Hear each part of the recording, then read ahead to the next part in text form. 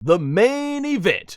Well, I'm going to say The Rock. The Rock actually, he did a lot of putting over. The Rock put over Cody Rhodes as the face of the company. He put over Roman Reigns as the true tribal chief, and he finally has put over CM Punk and giving him the main event spot of a show. So yeah, this kind of what it felt like. The Rock, he wanted to endorse, this show felt like, in terms of The Rock, he wanted to really endorse Cody, the Cody, CM Punk, and Roman Reigns and everything by making sure that they were shining in their spots to where they were on the show. But that being said, yeah, the main event, Seth Rollins versus CM Punk. Okay, so the storyline, the build-up, tremendous. I have really enjoyed CM Punk's work from 2024 heading to 2025, even if he was injured for most of the time. The promos have been fire. Seth Rollins, he does all the goofy, all the dancing and everything, but very much like John Cena, when he comes down to getting serious, boy, I think Seth Rollins can definitely cut a pretty good promo, but I think CM Punk was really winning it in a lot of the promo battles and everything, but overall, it's just really good to see that even if there is real life animosity between these guys, they're able to put that to a side and work together, and that's what they did here in the main event.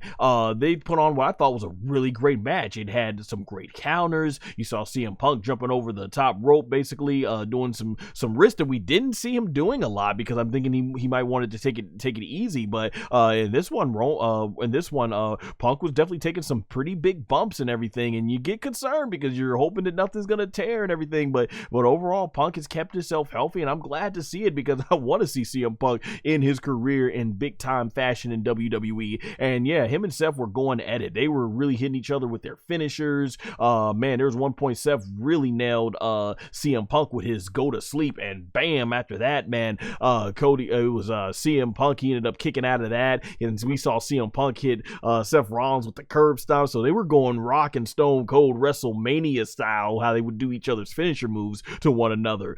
So that was really awesome to see. It was a back and forth. Crowd was really getting into it, so I really enjoyed this. I think this was the best match of the night, and that's already on 3 matches that I thought were really good. But yeah, this match was great.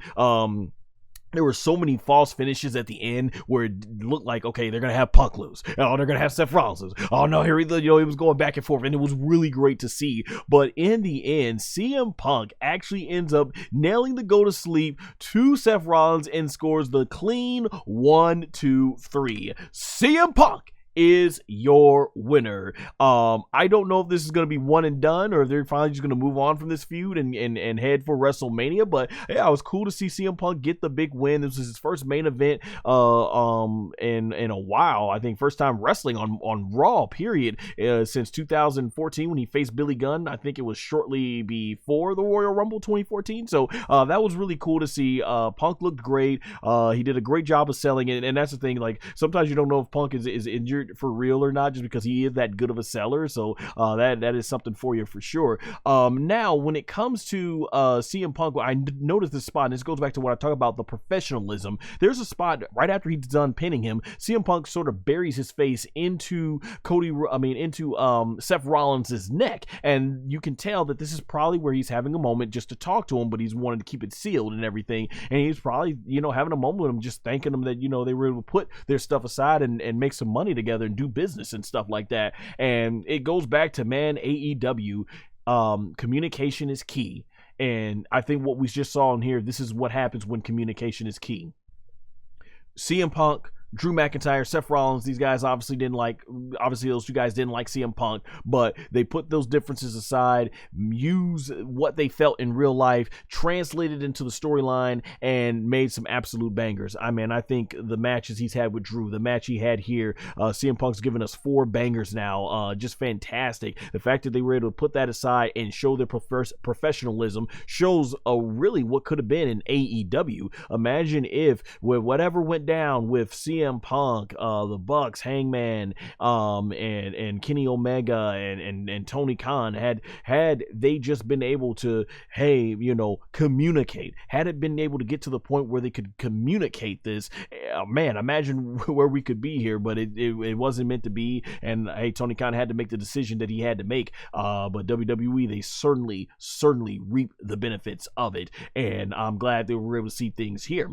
So I mentioned earlier in this review that where I think things are going. So let's assume that this was The Rock's way of writing himself off a WWE program and just basically ending the feud right now with Cody and Roman, and they're just going to conjure it up back when it's a more available, because I know The Rock has got to do some filming for, I think, some reshoots for the live action version of Moana. So we don't know. Let's assume that okay, we don't get The Rock at all WrestleMania 41. There are 3 contenders who I feel are indeed most likely to win the Royal Rumble. And it really comes down, we're going to either have a 3-time winner, a 2-time winner, or a 1st-time winner. Either John Cena is going to become the 2nd man in WWE history to win 3 Royal Rumbles, joining Stone Cold Steve Austin, and basically become the 1st man to win the Royal Rumble in 3 different decades, having won 2008, 2013, and possibly now 2025. Cena making history there, and they're going to have him go ahead and tell the story of becoming a 17-time world champion heading into WrestleMania. Or they do the 2-time winner, which is Roman Reigns, 10 years after winning his very first Royal Rumble. Because when you look at it from that standpoint, Roman Reigns basically, I could see where they want to make that up to him, because, it was done very unnaturally. The booking wasn't doing Roman Reigns any favors in terms of making him be accepted by the audience as that hero. And now they have an opportunity where the fans do love Roman Reigns. Roman Reigns is now very much respected. You can have Roman Reigns come out and the fans would pop for it, and Roman Reigns